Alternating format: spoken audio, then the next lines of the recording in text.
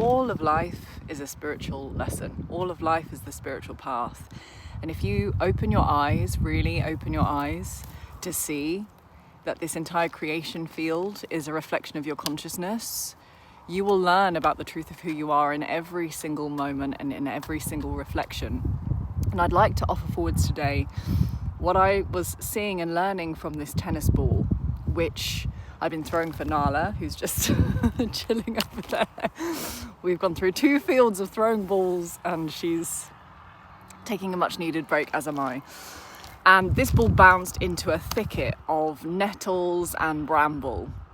And it got lodged right at the base of this thicket of bushes. And, I put the sleeve over my arm and I got the ball thrower and I was just getting into the bush to try and retrieve it, because these are good balls as well. She's chewed through the rest of them.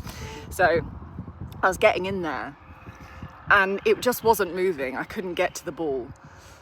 But I noticed that if I sort of prodded the ball and I created a bit of momentum, it would roll forwards and then roll back into where it was. And then I realized I'm going to have to generate more movement for this to get unstuck. So I started just consistently trying to get to the ball, and it started rolling and rolling and rolling. And then I was able to grab it with this and bring it out. Now the thicket is your conditioning. It's your fear-based conditioning. It's your belief systems. It's the paradigm that you've been operating within that limits your consciousness, that obscures the truth of who you are. And when we are facing or coming to terms with or awakening to a thicket of conditioning, a belief system, an identity structure that is very, very dense, that has a really firm hold on us, so to speak, in our consciousness, that feels incredibly difficult to free ourselves from, a proportionate amount of energy is required to mobilize us out of that density. It's not enough to just poke around and the odd affirmation, the odd 10-minute meditation.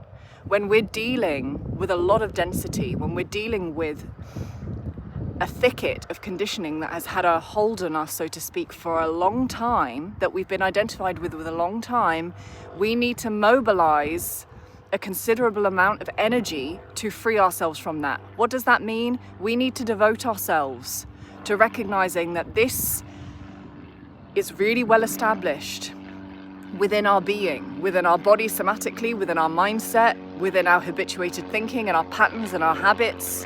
So we're going to have to devote ourselves not just occasionally and sporadically, but every day and every moment to freeing ourselves from that conditioning and returning to the truth of who we are.